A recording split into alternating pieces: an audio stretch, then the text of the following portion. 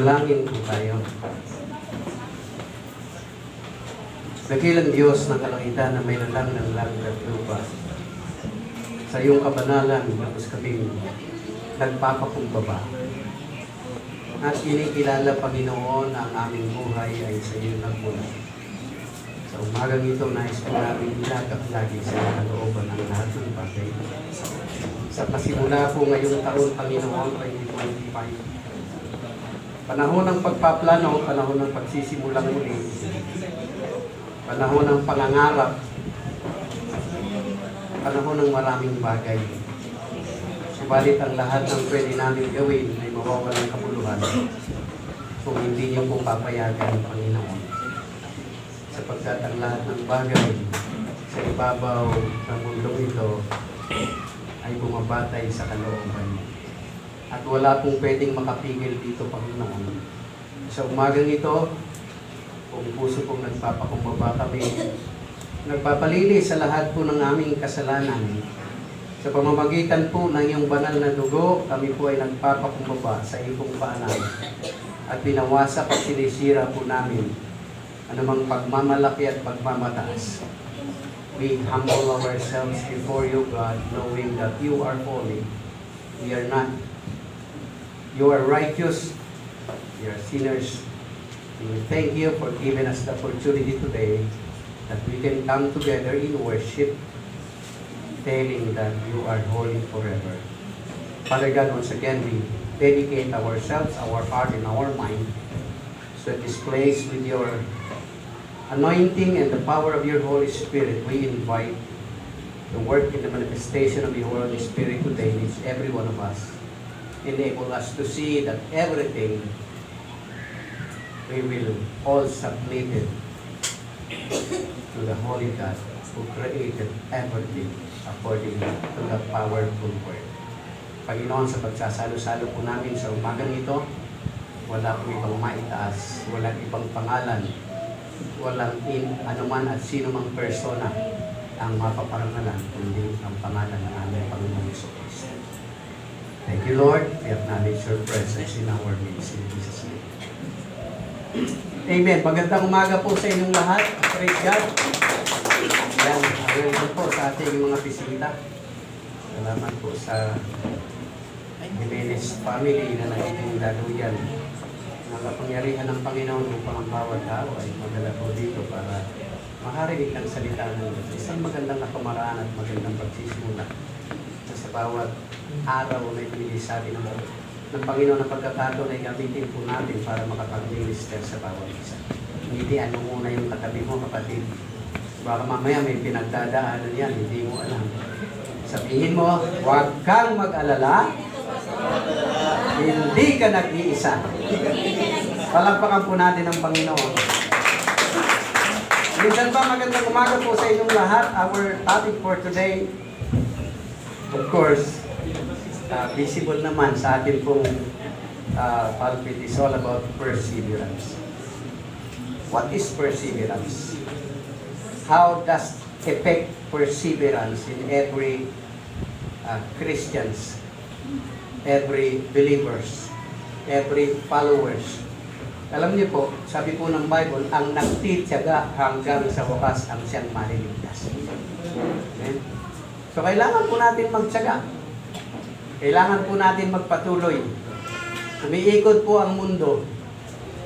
At wag po nating sabihin yung mga nangyayari sa ibang bansa ay imposibleng mangyari sa atin. Balit, mapalad tayo sapagkat sabi ng salita ng Diyos, mapalad ang bansa ng kinikilalang Diyos ay ang Panginoon. Amen po? So, praying na hindi naman mangyari sa atin. Alam nyo, lahat po ng pagpapakumbaba ay pagmamataas ay binababa po ng Panginoon.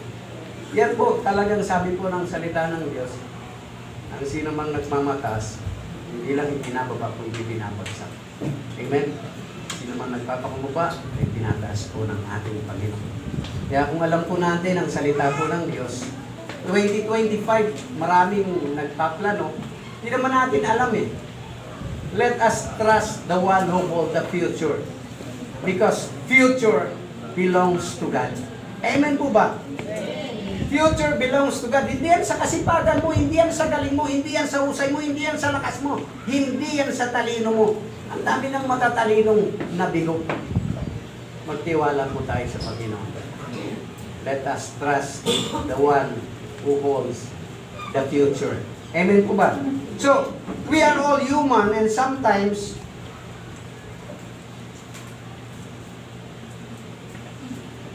wait lang daw. Sometimes when we face difficulties, it is easy to give up or stop. Pag nakakaranas po tayo ng mga mahihirap na bagay, parang biglang tumitigil ang pag-inog ng mundo. Upang ipagpatuloy ang isang mahirap na relasyon, upang ipagpatuloy ang isang mahirap ng ayusin na kumpanya, everything, pangarap na nabigo, parang minsan mas madali na lang ibasura kesa sikapin pang buuin. Pero hindi yun ang disenyo sa atin ng Panginoon. The Bible declares to all the believers in Romans chapter 8 verse 37, we are more than conqueror. Pero kung hindi po tayo magsusumikap, kung hindi po tayo magtsatsaga, kung hindi po tayo magpapatuloy, hindi natin makakamtan. Sometimes, God allows testing. And when we face testing, always think that God tests us for us to be trusted.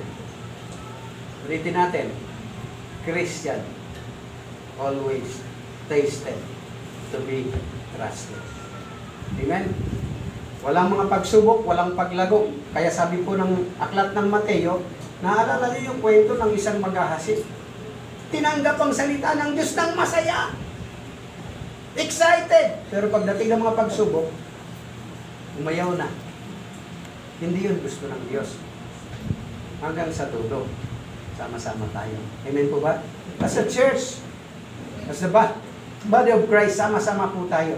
So, sabi po diyan, we always need God's Word every time to be encouraged.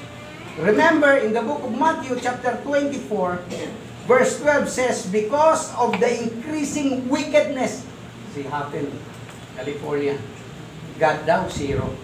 Yun ang pagkakamali nila.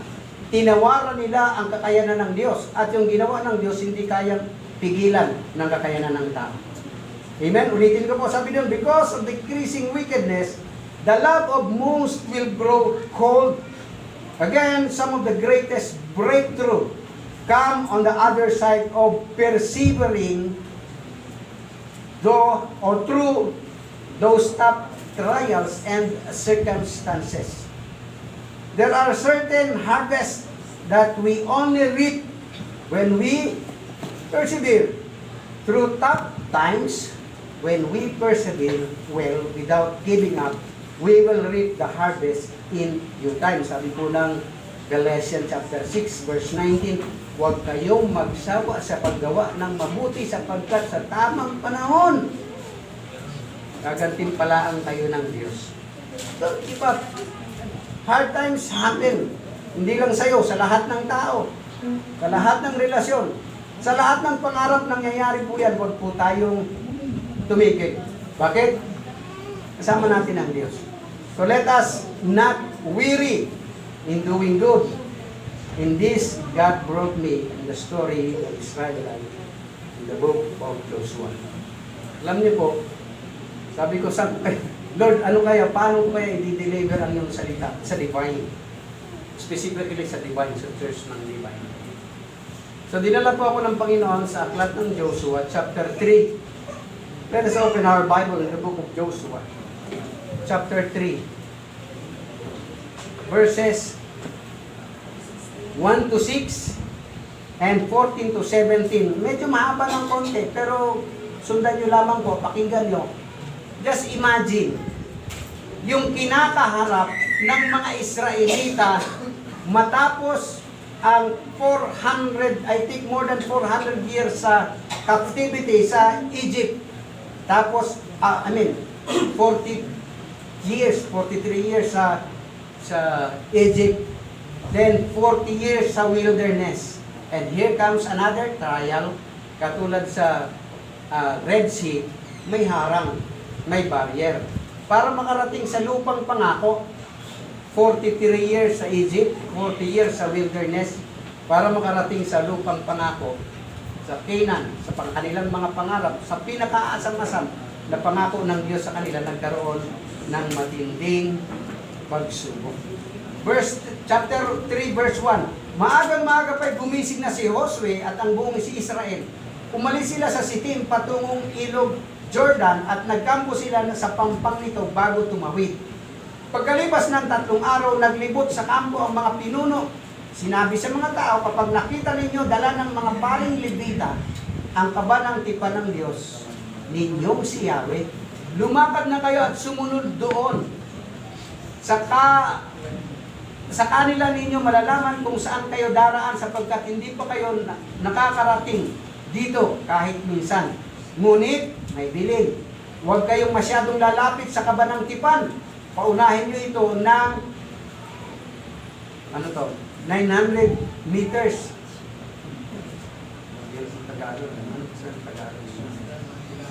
Less than 1 kilometer. Sinabi naman ni Josue sa mga tao, linisin ninyo ang inyong mga sarili, consecrate yourself. Sabi niya, sapagkat bukas ay masasaksihan ninyo ang mga himalang gagawin ni Yahweh. Sabi niya, linisin ninyo ang inyong mga sarili sapagkat bukas masasaksihan ninyo ang himalang gagawin ni Yahweh. Pagkatapos ay inutusan niya ang mga paring Levita, buhatin na ninyo ang kabanang tipan at mauno na kayo sa mga taong bayan. At yun nga ang ginawa nila. Akyat po tayo ng verse 14. Sa pamumuno ng mga paring Levita na may dala ng kabanang tipan, umalis sa kampo ang bayang Israel upang tumawid sa ilog. Malaki ang tubig ng ilog Jordan sa panahon ng tag-ani. Nang sumapit sa ilog Jordan, ang mga paring may dala ng kabanang tipan, tumigil ang pag-agos ng tubig at ang tubig ay naipon sa tapat ng bayan ng Adam, lungsod na nasa tabi ng Seratan. Samantalang ang agos pababa sa dagat na patay, sa Araba nagpatuloy hanggang sa natuyo ang ilog at nakatawid ang mga Israelita malapit sa Jericho. Ang kanilang tinawiran na natili sa gitna ng natuyong ilog ang mga paring may dala ng kabanang tipan hanggang sa makatawid sa kabila ng pangpang ang buong sambahayan ng Israel. So habang binabaybay po natin ang pagbasa, think of it, na tayo po ay kasama tumatawid. Amen po? Isipin po natin na habang binabasa, pupunta po tayo ng chapter 4, isipin po natin na habang binabasa po natin, kasama tayong tumatawid ng mga Israelita.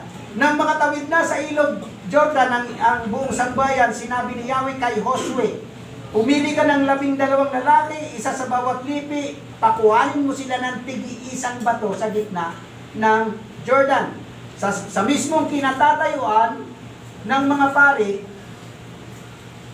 ipadala mo sa kanila ang mga bato at ilagay sa pagkakampuhan ninyo ngayong gabi. Tinawag nga ni Josue ang 12 lalaking pinili niya at sinabi sa kanila, mauna na kayo sa kabanang tipan ni Yahweh. Pagdating ninyo sa gitna ng ilog Jordan, kumuha kayo ng tig-iisang bato, pasanin ninyo ang mga ito, isa para sa bawat lipi. Tingnan nyo papasanin. It means yung batong kukunin, hindi ganito kalaki. Hello? Papasanin yung bato. Minsan, pag malaki na kasi parang ang tingin mo, mahirap na. Diba? Papasanin ang bato. Sabi dito, ang mga batong ito ang magpapaalala sa bayang Israel sa mga ginawa ni Yahweh. Kung sa panahong darating ay itatanong ng inyong mga anak kung ano ang kahulugan ng mga batong yan, sabihin ninyong tumigil ang pag-agos ng ilog sa Jordan ng itawid ang kabanang tipan ni Yahweh. Ang mga batong ito ay magpapaalala sa Israel ng mga pangyayaring ito. Kailan daw? Habang panahon. Ginawa nga ng 12, inutos sa kanila ni Josue. Tulad ng sinabi ni Yahweh kay Josue, kumuha sila ng 12 bato sa gitna ng ilog, isa para sa bawat lipi ng Israel. Dinila nila ang mga bato sa kanilang pinagkakampuhan. Naglagay rin si Josue ng 12 bato. Ito, may maliliit lang, tamo siguro. Sabi dito, labing-dalawang bato sa gitna ng ilog Jordan sa lugar na kinatatayo ng mga paring may dala ng kabanang tipan. Naroon pa hanggang ngayon ang mga bato. Nanatili sa gitna ng ilog Jordan ang mga pari hanggang sa maisagawa ang mga ito ng mga taong lahat ng mga inuutos ni Yahweh kay Josue upang kanilang gawin. Natupad ang lahat ng ayon sa inuutos ni Moses kay Josue. Nagmamadaling tumawid ang mga tao. Pagkatawid nila, tinawid din ang kabanang tipan at ang pari muling nauna sa mga taong bayan. Tumawid din at nanguna sa bayan ang mga lalaking sandatahan. Buhat sa lipi ni Reuben, Gad at kalahati ng lipi ni Manases ayon sa inutos ni Moses. May 40,000 mangdirigma ang dumating sa harapan ng kaban ni Yahweh. Patungo sa kapatagan ng Jericho sa araw na iyon, ginawang dakila ni Yahweh si Josue. Wow. Kaya pala feeling young si Pastor Josue. Sa paningin ng buong Israel at siya'y iginalang nila habang siya'y nabubuhay tulad ng ginawa nila kay Moses. Iniutos ni Yahweh kay Josue, sabihin mo sa mga paring may dala ng kabanang tipan na umahon sila sa Jordan. Ganon nga ang ginawa ni Josue na makaahon ang mga paring may dala ng kabanang tipan, muling umagos ang ilog at umapaw sa pampang ang tubig. Ika-10 araw ng unang buwan ng taon nang tumawid sila sa ilog Jordan, ang bayang Israel. Nagkampo sila sa Gilgal na nasa silangan ng Jericho. Doon inilagay ni Josue ang 12 bato na pinakuha niya sa Jordan. Pagkatapos, sinabi niya sa bayang Israel, kapag tinanong sa inyo ng inyong mga anak kung ano ang kahulugan ng mga batong iyan, sabihin niyo sa kanila na lumakad sa tuyong lupa ang bayang Israel nang tumawid sa ilog Jordan. Ano ang kahulugan? Sabihin din ninyo, pinatuyo ni Yahweh ang tubig ng Jordan habang kayo tumatawid tulad ng ginawa niya sa dagat na pula habang kami tumatawid noon. Sa ganitong paraan, kikilalanin ng lahat ng tao sa daigdig ang kapangyarihan ni Yahweh at pararangalan ninyo ang Diyos ninyong si Yahweh. Kailan daw? Habang panahon. Amen? Kikilalanin. Dahil sa mga himalang ginawa ng Diyos, nais niyang ipakilala, maging sa kapanahunan natin, kay Paris Hilton, na walang makakapigil pag pinayagan ng Diyos ang isang bagay. Walang pwedeng magmataas, walang pwedeng magmalaki sa Panginoon. Amen? Ang pangalan lang po ng Panginoon ang dapat may taas sa ating buhay. So, again, perseverance in crossing Jordan River. Perseverance in crossing Jordan River.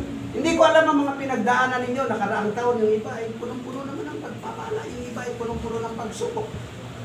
Di natin alam ang mga pangarap ninyo. Hindi ko alam, pero alam ng Panginoon.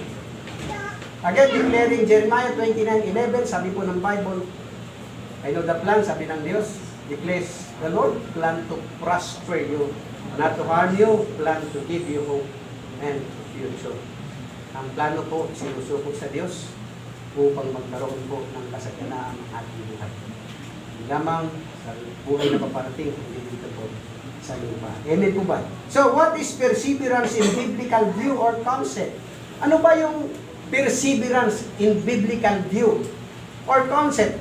Sabi dito, perseverance is the ability to keep going through challenges and difficulties with determination and resilience.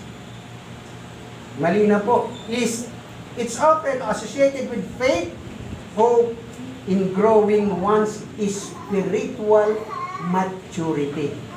Amen? Growing spiritual maturity. So, how to persevere in crossing our Jordan River in our time? Wala na tayong Jordan River na tatawirin ngayon. Pero marami tayong Jordan River sa kapanahunan na minsan hindi natin nakikita o nagbibigay ng pangamba sa atin. Matatapos ko ba ang 2025 ng malakas, masigla, masaya? Magtatagumpay ba ako sa aking career na pinili? Magiging malakas pa ba ako pagtawid ko dito sa 2025? Marami po tayong tinatawid, pag-aaral, career, negosyo, pamilya. Tandaan po natin, without God, we don't know. Diba? Ang buhay wala po sa ating kamay. Sa Diyos lamang. Hindi natin alam. Yung ang lakas-lakas, magugulat ka na lang. Nauna pa yun. Samantalang si Palito, parang isang langaw na lang ang hindi pumipirma. Di ba? Yung mga kapanahonan na yan. Hindi natin alam ang buhay. Ang pinakamahalaga, huwag tayong huminto, huwag tayong tumigil, magpatuloy tayo. Kahit na ano pang Jordan River sa buhay natin sa kasalukuyan, ay subukin natin ang Diyos. Amen po ba? Huwag po natin subukin. We always failed many times. Diba? Yung hipag ko sabi ko, iyak nang iyak yung biyanan ko pagdating ko kahapon. Nanay, doon talaga papunta ang buhay. Magpasalamat tayo, binigyan pa siya ng 4 na buwan para magpahe. Ang importante, tinanggap niya ang Panginoon, naayos niya yung relasyon niya sa pamilya niya, at yung pamilya niya naman ay na-express yung sarili niya kung paano aarugain yung kanilang ina, yung asawa. Di ba? So pagkakataon, nagkaroon po ng gawain doon, purihin ng Panginoon. So again, to get past our Jordan River this year, 2025, with perseverance, number 1, we need to examine God's message. Sabihin natin, God's message.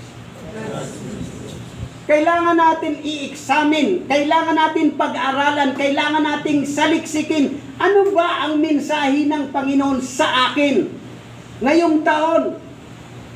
Sa tuwin na nakikinig tayo ng salita ng Diyos, hindi lang tayo tanggap ng tanggap, hindi lang tayo basa ng basa. Lakaran natin yung mensahe ng Panginoon sa atin, sapagkat ang mensahe sa akin at mensahe sa iyo ay magkaiba.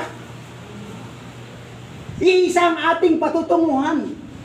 Pero sa landas ng buhay, iisa ang ating tinatahak. Kaya lang, magkakaiba tayo ng pagdadaanan. Amen po ba? Amen. Always examine God's message. Remind yourselves of God's character. Habang pinagdadaanan mo ang landas ng buhay na ibinigay sa iyo ng Diyos, paalalahanan mo ang iyong sarili. Mga kapatid, ano bang karakter meron ang Diyos? Punong-puno siya ng pag-ibig. Amen po ba? Nagpapatawad siya sa mga makasalanan. Punong-puno siya ng grasya at habag. Pero wag mong kalilimutan, God is just God.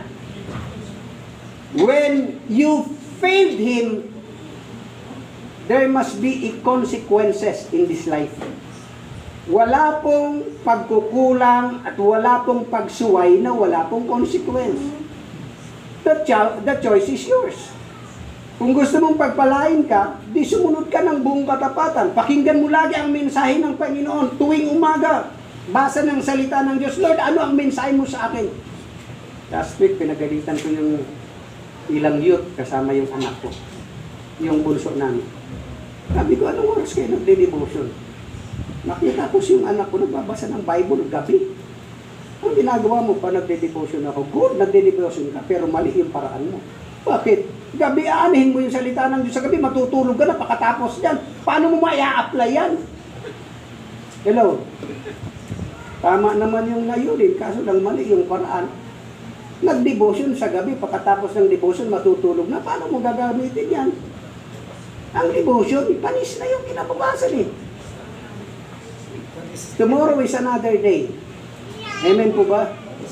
O, nag-amen na si baby. Gawin po natin ang tama. Simulan po natin ang tama ngayong taon. Na laging i-examine, pag-aralan, saliksikin ang salita ng Diyos. Amen? Joshua chapter 1 verse 8. Araw at gabi, pagnilay-nilayan mo upang, hindi lang gabi, araw at gabi, upang masunod mo ang lahat ng nakasulat doon. Nang sa ganun, ikaw ay magtatagumpay. Amen po ba? So kapatid, to examine God's message, it involves challenges. Amen? May mga challenges. Yung pagod ka na, yung puyat ka, yung marami ka pang dapat gawin, nagmamadali, mangungusap pa sana sila, kaso lang, kailangan mo ng maligo, kailangan mo ng mag-toothbrush, kailangan mo ng mag-face, that is challenge. Tapos ang importante, nagbasa ako ng salita ng Diyos. Nagbasa ka nga, wala namang mensahe kasi hindi mo naintindihan. Kasi wala kang time to chew the cud.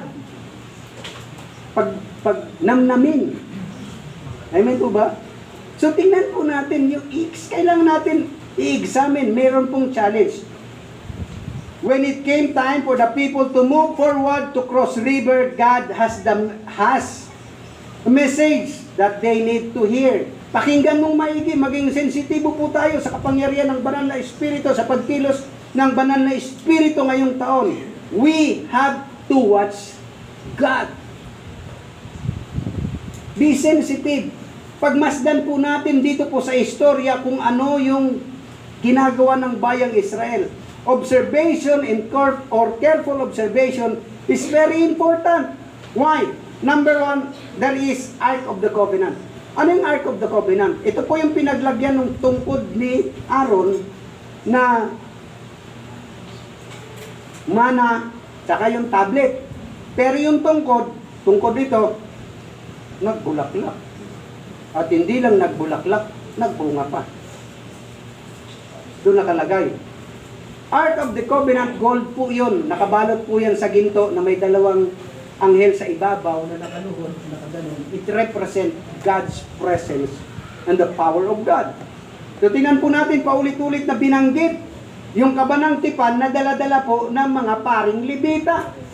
So tingnan nyo po, may distance. Ano yung distance? 900 meters. Hindi pwedeng lumapit yung tao sa kabanang tipan sa presensya ng Diyos.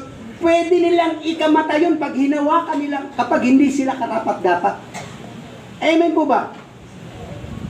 Dito yun, kung nabasa niyo Old Testament, si Usa matutumbaw, halihila-hila ng mga, sa panahon natin, baka yung ox. Hila-hila, matutumba, inagapan ni Usa, namatay siya. There are certain things in life na pwede lang natin pakialaman. Pwede lang natin panghimasukan.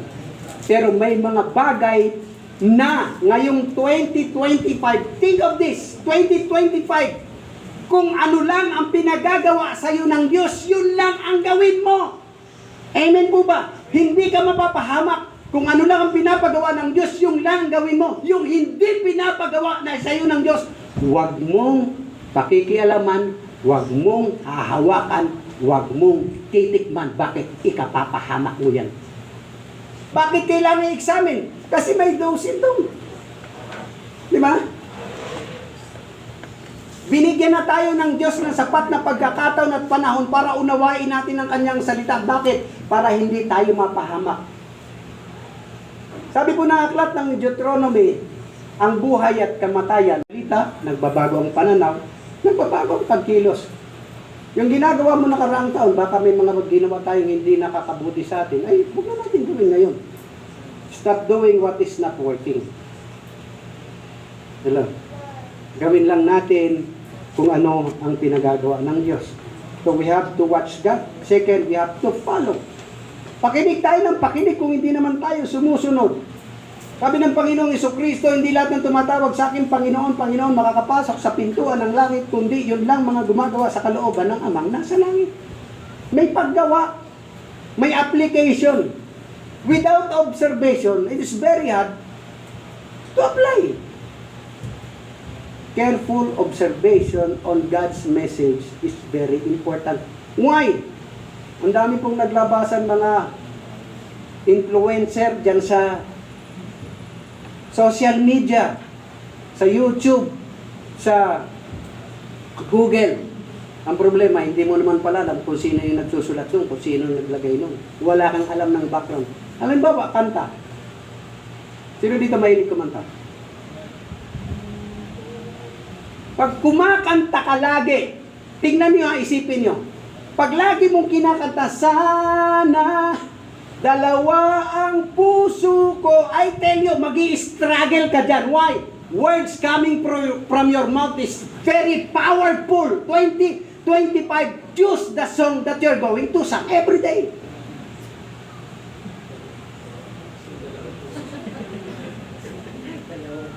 Why? Lahat po ng dinideklara natin sa bibig natin, imposibleng hindi yan galing sa puso mo. Aba, may asawa ka na, naghahingad ka pa ng 2 puso. Wag. Sita. Diba? Isa lang. Isang pamilya lang ang ihaharap natin sa Diyos. Huwag ka nang humingi ng 2. Baka dito ilagay sa noo. Ipangit, tingnan yan. Okay? So, follow God whatever it takes.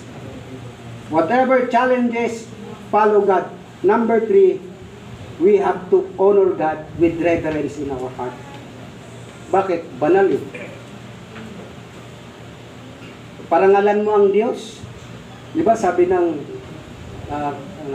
Proverbs chapter 3 verse 9, yung kayamanan mo, parangalan mo ang Diyos. Yung lakas mo, parangalan mo ang Diyos. Yung talento mo, parangalan mo ang Diyos. Lahat ng kakayanan at meron ka, parangalan mo ang Diyos. Bakit? Sapagkat lahat ng meron ka, hindi yan sa'yo. Pahiram lang sa'yo ng Diyos. Amen? So whatever you do, 2025, do it for the glory of God. Siyempre, hindi ito madali. Why? Nasanay tayo na tayo ang nasusunod sa buhay natin. But this time, hayaan nyo na disarmahan tayo ng Panginoon. Lord, hindi ko kaya. Hindi ko kaya. Wala tayong ipagmamalaki. Isa lang tayong maruming basahan sa harap ng Diyos. Magpasalamat ka kung meron kang maayos na pamilya. Magpasalamat ka kung meron kang maayos na katawan na walang karamdaman na katulad ng iba. O kahit may karamdaman ka pero nakakapaglingkod ka pa rin sa Diyos, magpasalamat ka. Magpasalamat ka. Kung pinapayagan ka ng Diyos kahit mahirap ang buhay, nakakapag-aral ka, magpasalamat ka. Pagkakataon niya na binigay sa iyo ng Diyos. Kung may trabaho ka, hindi lahat ng tao ngayon may trabaho. Ang daming graduate dyan with degree, walang trabaho. Pabigat sa pamilya, pabigat sa lipunan, pabigat sa mga taong nakapaligid sa kanila. Magpasalamat ka kung ikaw maayos ang buhay mo. Magpasalamat ka kung may maayos kang pamilya, may asawang nagmamahal sa iyo, may mga anak na nagpapaalala sa iyo at nagmamahal sa iyo. Magpasalamat ka kung may mga magulang na sumusuporta sa iyo. Magpasalamat ka kung maganda ang buhay mo. Bakit? Silang lahat ay ginamit ng Diyos upang ipakita sa iyo na mahal ka ng Diyos. Amen? We have to persevere. Huwag po tayong tumigil. Kailangan natin magtyaga. Ang may tyaga, mayroong nilaga. Alam natin lahat yun, pero parang ang dali na lang sumuko sa buhay. Sorry, sasabihin ko po sa inyo, kagabi may narinig ako, isang Kristiyano. Sabi niya, pare-pareho lang naman ang buhay.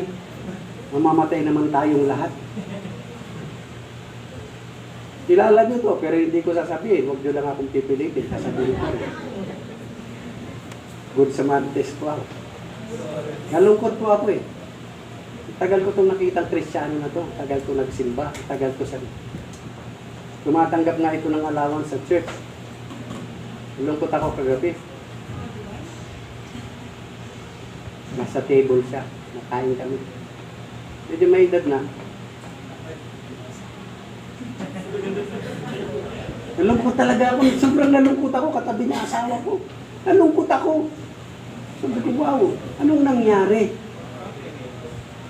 Nawala lang sa divine eh. Bakit? Bakit ganun ang pananaw nito? Pare-pareho lang naman ang buhay. Mamamatay naman tayo lahat. Kaya ako ginagawa ko na lang lahat ng gusto kong gawin. Wow! Galing, di ba? Kung pwede ko lang batukan, binatukan ko eh. Nasaktan ako.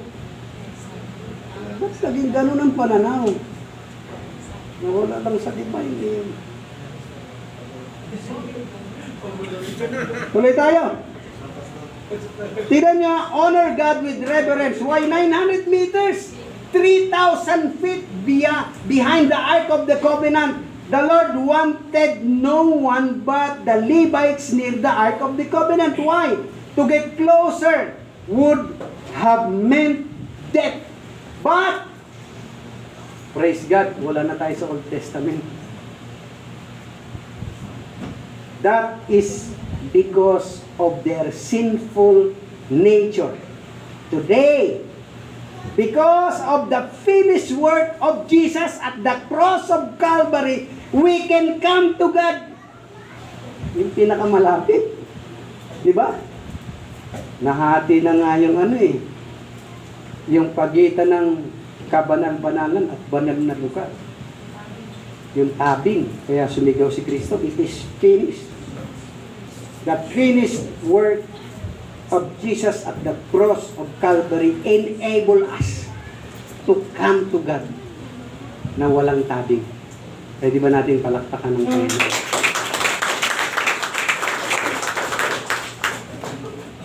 Hallelujah. So, to examine God's message, it involves command. Kanina challenge, ngayon command. To obey message without, to hear the message without obedience is nothing. Let perseverance finish its work so that you and me be matured, completely not lacking of anything. Sabi ng James chapter 1 verse 2. Para wala tayong pagkukulang. Amen po ba? Second, to get past on our Jordan River this year 2025 with perseverance, we need to expect God's miracle. Meron pa bang himala sa panahon natin ngayon? Hindi lang si Laura Honor. Wala na nangyari kay Laura Honor, ano? Sumali pa nga sa politika. Malapit na naman ang 2025 election. Be careful. Ang dami pong nagsisi ngayong taon kasi binoto nila. Nakaraang taon. Kaya lang, tignan po natin yung big picture. Yan, binoto nyo kasi na yun, nguya ng nguya, kahit walang... Tapos kita nyo, sorry hindi ko ako naninira. Sinasabi ko lang yung nakikita ko. Nagtatakbuhan senador, nakikita nyo, umunguya din. Ang dami ng mga gagandang platapormang sinasabi, pero nakikita nyo may manifestation sa panga. I mean, bumoto tayo ayon sa gusto natin, tama ba? Walang pumilit sa atin, tama ba? Pero tandaan po natin, ang Diyos ang nagluluklok ng gusto niyang iluklok.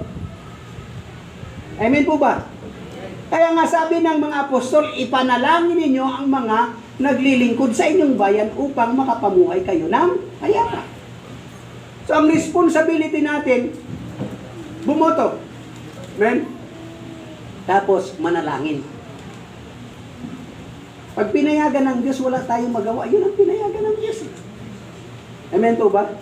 Palawakin po natin. Bigyan po natin ng malawak na larawan. Hindi lang dahil nanalo kasi yung hindi natin gusto. Yan kasi binoto mo. Ikaw talaga wala kang pinayagan niya ng Diyos. Amen? Everything happens with purpose. With a purpose. Amen po ba?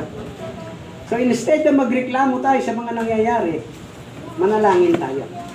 So, when we pray with faith, sabi ng Bible sa Book of Mark, pag nanalangin ka ng may pananampalataya, akuin mo, paniwalaan mo, kahit wala kayo sa iyong kamay. Ano sabi doon? Tatanggapin mo. Ano man yung gusto mo, ano man yung pangarap mo, hindi ko man makamtan yung pangarap ko. Ang importante, maglilingkod ako sa Diyos kahit wala pa sa akin yung pangarap.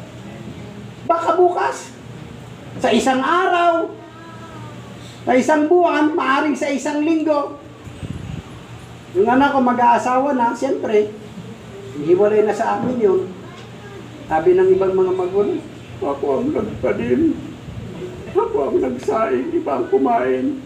That's life. Ang importante, nagtanim ka. Iba man ang mag-ani. Ang importante, nagtanim ka ng mabuti. Amen? Ang pangalan po ng simbahan po namin, The Sower and the Reaper Christian Church. Magtanim ka ng mabuti, aani ka ng mabuti. Huwag kang magtanim ng masama at tiyak mag-aani ka ng masama. Amen? Always expect God miracles. Bakit? Kahit anong pagpipersevere natin kung hindi makikialam ang Diyos sa buhay po natin at hindi siya maghihimala, wala pangyayari. Buhay mo at buhay ko nasa kamay ng Panginoon. Mag-expect ka, pag nanalangin ka ng may pananampalataya, sigurado may himala. Amen? Dapat expectant tayo lagi. Sige, nag-overnight, umaatin ng prayer meeting, pakatapos mag-pray, wala nang pakialam sa resulta. Diba? Ang importante na, nalangin ako, importante, umatid ako ng prayer meeting. Make expectant. Amen?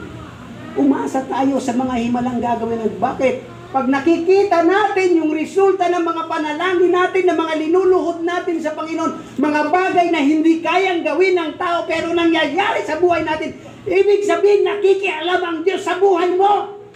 Kahit masakit, kahit mahirap, kahit may sakripisyo,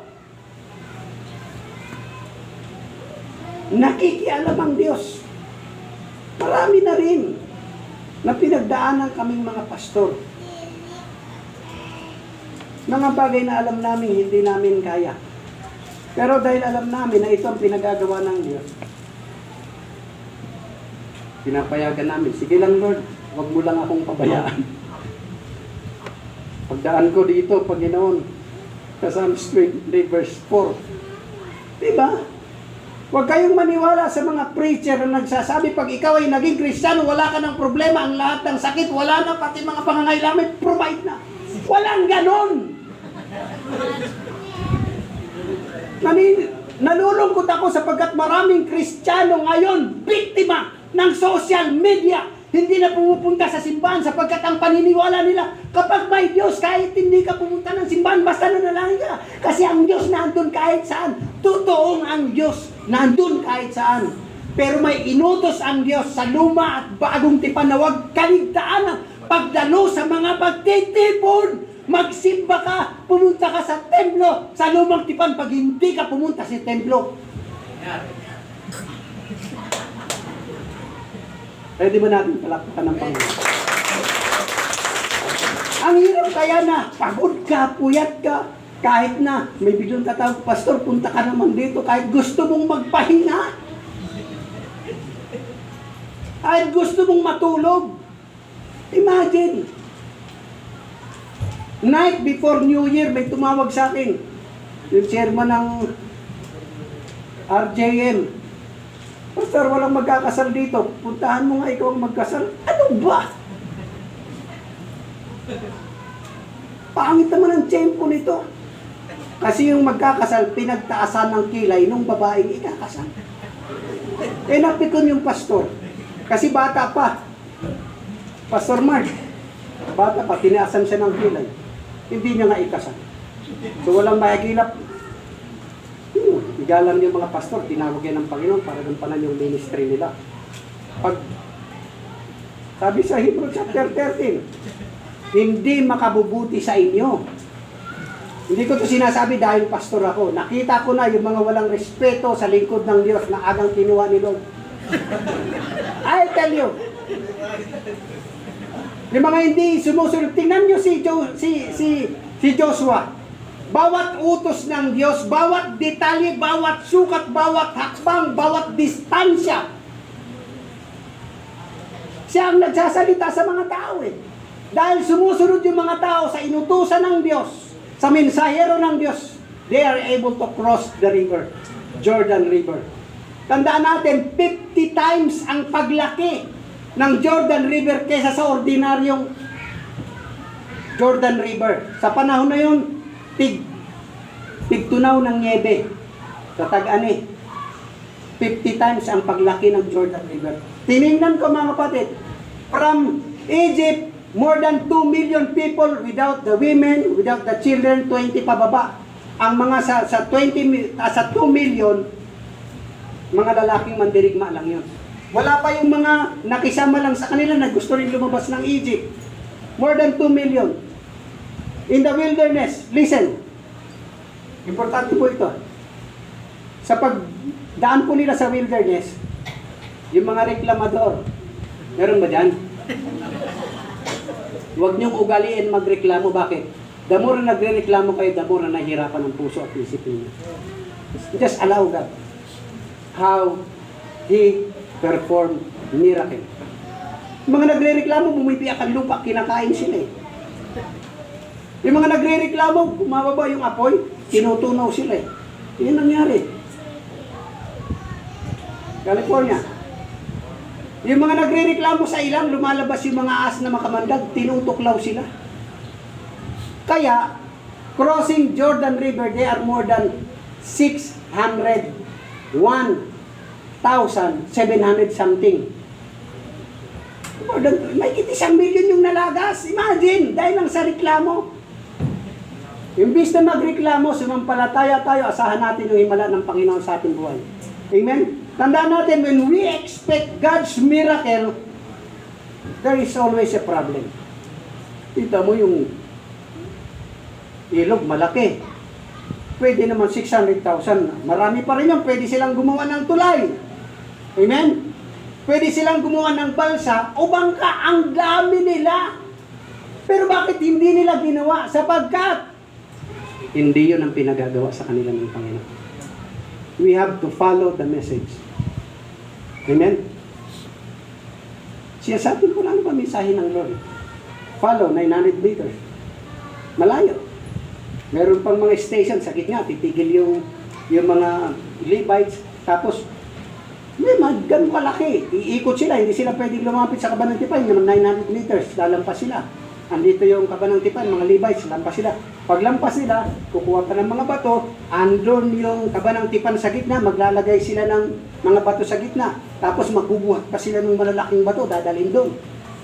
Careful observation is very important in life as a Christian.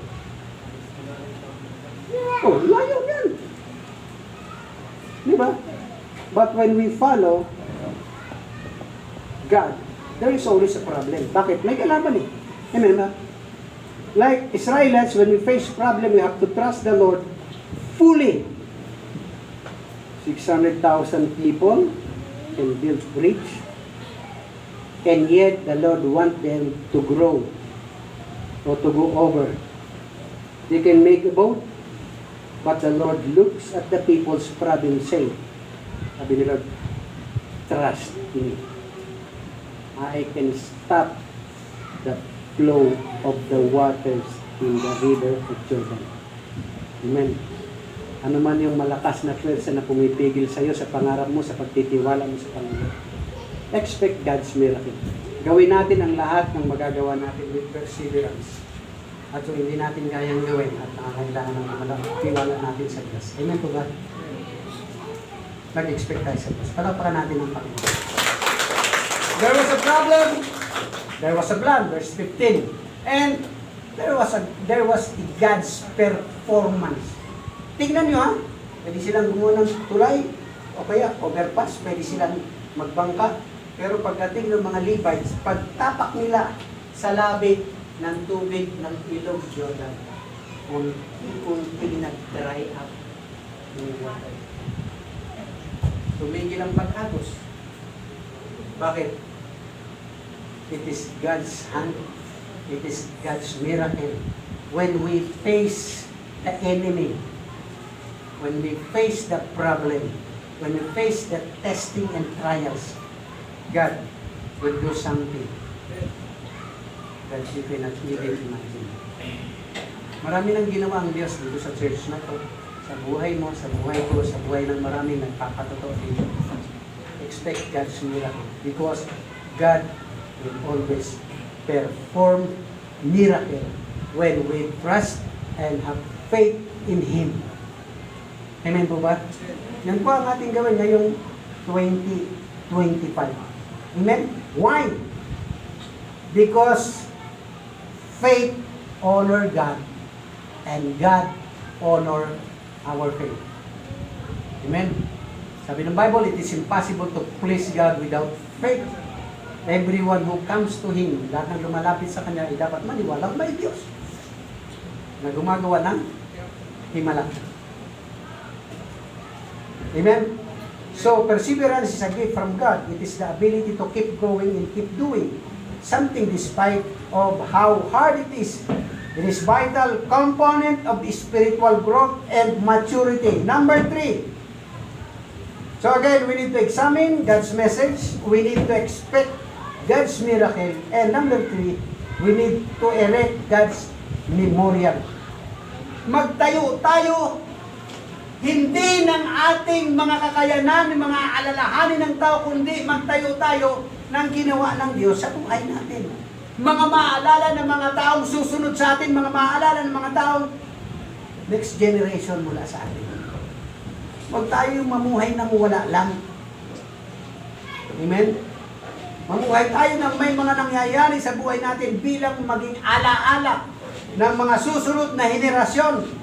When all people had passed over Jordan River, Joshua commanded, siyempre sa utos ng Diyos, 1 man from each of the 12 tribes to get a rock from the midst of Jordan, o Jordan River, and build memorial on the Canaan side. The memorial is worth taking a look. This morning, tingnan po natin ngayong umaga, anong kahulugan? Anong magagawa nung batong pinagsama-sama nila? Sabi sa verse 6, pababa, pag may nagtanong, pag yung mga anak nyo nagtanong, anong kahulugan ng bato na yan? Anong ibig sabihin ng bato na yan? Ang ibig sabihin, ang Diyos ay gumagawa kasama ng mga nagmamahal sa Kanya. Palapakan po natin ang Panginoon. Amen? Mahalin mo lang ang Diyos. Huwag kang sumuko. Mag-persevere ka. Magtiyaga ka. Ang Diyos ay laging gagawa kasama ng mga nagmamahal sa Kanya. It is God's memorial. He performed miraculously. So don't stop believing. Always persevere. The purpose of memorial is verse 6, verse 7, verse 24, verse 21, and 24. These verses tell us that the purpose of memorial was to remind successive generation of the power and the faithfulness of God on behalf of His people. That memorial would be an important landmark to those who would come after us. Amen? Pag may ginawa ang Diyos, tayo ka ng mga alaala sa relasyon. Yung mga taong walang binild up na magandang memories. Pagdating ng mga problema at suliranin, dahil wala silang aalalahanin maganda, mahirapan silang magpatuloy. Na I would suggest, this is, katulad ni Paul. Sabi ni Paul, ito ang galing sa akin. I would suggest, yung mga mag-asawa, kahit may mga anak na kayo, please, at least once a month. O kaya, at least in 2 months, isang beses, mag-date naman kayo. Huwag yung sabihin, may mga anak na kami. Iwan nyo yan. Sabihin nyo, sa mga pwedeng mag-alaga, magbayad kayo kung kinakailang mag-aalaga. Mag-date kayo. Bakit? Yung mga anak na yan, nalulungkot ako pag mga kinakaunsilan kami. Kaya po kami nagsasama dahil lang sa mga anak namin. Mga kapatid, bago kayo nagkaanak, kayo ang nagmahalan. At pagtanda ninyo, mawawala na yung mga anak na yan, magpapamilya na yan, kayo pa rin mag-iiwan dalawa. Kaya kung meron kayong gagawin habang malakas pa kayo, abay, mag-build up kayo ng mga alaalang maganda. Para pagdating ng mga problema at suliranin, meron kayong magandang aalalahanin. Sa ganitong paraan, magtatagumpay kayo. Hindi kayo panghihinaan ng loob. Ang hirap magpatuloy kung walang magagandang alaala. Amen? Date, gumawa kayo ng mga pagkakataon at paraan. Walang gagawa niyan para sa inyo. Kayong mag-asawa, pag may problema, gumawa kayo ng paraan para maayos. Walang mag-aayos niyan kundi kayo. Manalangin kayo, mag-awa kayo ng kamay. Tawagin ninyo ang Diyos, Lord, makialam kayo sa amin. Para yung mga anak namin, pag nagkaroon din ng problema, sasabihin namin na kapag ka naghahawak kami ng kamay at nananalangin kami, sabi ng Biblia, ano man ang talian ninyo dito sa lupa? Isa o dalawa? Tama? Ano man ang talian ninyo sa lupa? Tatalian sa langit. Ano man ang payagan dito sa lupa? Payagan sa langit. Ano man ang pagkaisa ninyo? Ano man ang pagkasunduan ninyo? Papayagan ng langit. Amen? Naan nyo na yung mga nakaraan, yung mga blinakayan kayo ng inyong asawa, yung kinuryente kayo, yung binato kayo ng kaldero, kaserola, kawali, pati na plato. Hayaan nyo na yun. Magsimula kayo ngayon. Amen. Parang ramdam na ramdam ng isa dyan, ha? Di ba? Pwede naman tayo magsimula muli. Pag may mga pagkakamali, magsimula uli. Huwag matakot mag-umpisa. Amen po ba? Ang mahirap, yung hindi ka na nag-uumpisa ulit. Yung nagsasawa ka na. Yung parang ang tingin mo sa buhay, dami ko ng simulan, wala namang natapos. Hayaan mo na yan, wag. Tandaan po natin, may Diyos na gumagawang kasama ng mga nagmamahal sa Kanya. So the purpose of memorial, pakita sa lahat ng tao na ang Diyos ay gumagawa kasama ng nagmamahal sa Kanya. Pangalawa, the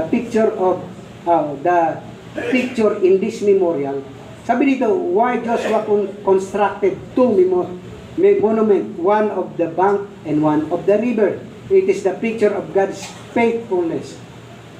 Mga kapatid, maaari maginawa natin, di ba? Pagbalik ng tubig, tinan nyo, nakatawid na lahat ng tao, sumunod na yung kaba ng tipan, bumalik na yung tubig, naiwan yung dalawang bato sa gitna. Walang nakakakita na nun. Pero kita yun ang Diyos. Hello? Kahit walang makakita ng maganda mong ginagawa, tandaan mo, kita ng Diyos yun. Amen? Yung mga ginawa mo ng lihim, ang Diyos na nakakakita ng ginawa mo ng lihim, siya ang magagantimpala sa iyo. So, huwag magsawang gumawa ng mabuti. Sapagkat sa tamang panahon, aanihin mo yun. Bakit? May tinanim ka eh. Amen? So, invest your everything, time, talent, treasure to God. Amen? Huwag kayong matakot mag-invest sa gawain ng Panginoon. Bakit? Tandaan niyo yung pera mo, hindi mo hawak yan. Asawa mo, hindi mo hawak yan. Anak mo, hindi, negosyo mo, hindi mo hawak yan. Maliban ang Diyos ang mag-ingat dyan. Sakalang magiging ligtas yan. Kahit anong bakod mo na, lagyan mo ng CCTV yan, lagyan mo ng mga Doberman, betsin ang katapat niyan. Doberman, lagyan mo ng security. Minsan yung security pa nga, inside job pa nga sa mga bangko. Nakita nyo? Walang ligtas dito sa ibabaw ng salibutan, maliban ang Diyos ang mag-ingat yan. Anak mo, kalusugan mo, negosyo mo, asawa mo, pamilya mo, everything, pangarap mo, karir mo, everything.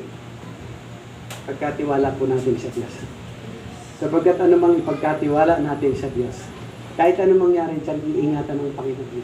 Sa lahat ng ininvest natin kay Lord, I tell you, lahat ng ininvest mo sa ministry, pagod, pera, everything, strength, yung wisdom, everything. Tingnan nyo, pinagkulang ka na ba ng Diyos?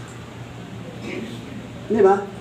Tandaan nyo to, pag pinagpala ka ng Diyos, hindi lang naman ikaw eh. Maraming nadadamay, di ba? Yung mga nakapaligid sa iyo, nadadamay sa pagpapala ng Diyos. Amen po ba? Pwede ba natin palakpakan ng Panginoon? Ang galing talaga nito, di ba? Pag sinabi ng Diyos, gagamitin kita, gagamitin ka niya. Magaling ka magluto. Pag nagluto ka, ang daming nasasarapan.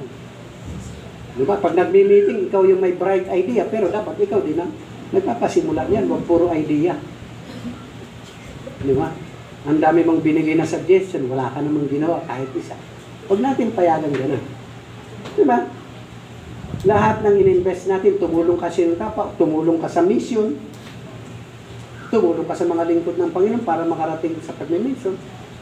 Nakita mo, matutuwa ka, ikaw mismo ang makaka-witness. Personal witness ka sa ginagawa ng Diyos sa mga bagay na ginawa mo na kahit dihin, kahit walang nakaalam, alam yan ng Diyos. Kahit natatabunan ng malaking tubig yan, kahit naisailalim na ng lupa yung ginawa mo, alam ng Diyos yan. Amen? Huwag magsawang magtayo ng alaala ng ginawa ng Diyos sa buhay mo. Magpatuloy tayo. Huwag tayong sumuko. Amen po?